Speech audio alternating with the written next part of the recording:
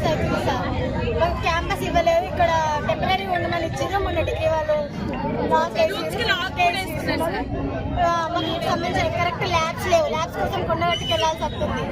Labs లేవు, faculty సరిగ్గా లేదు, క్లాసెస్. మీరు ధర్నా ఎందుకు చేస్తారు? మీరు ధర్నా ఎందుకు క్యాంపస్ రావాలి, రిలీజ్ కావాలి. క్యాంపస్ రూమ్స్ లేవు కరెక్ట్ గా.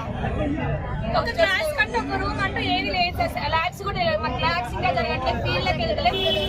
క్లాస్ చేసుకోవాలంటే మేము వచ్చిన నుంచి బీటెక్ అనేది మాకు నెక్స్ట్ స్టెప్ చదువుకోవడానికి అసలు ఏం బేసిక్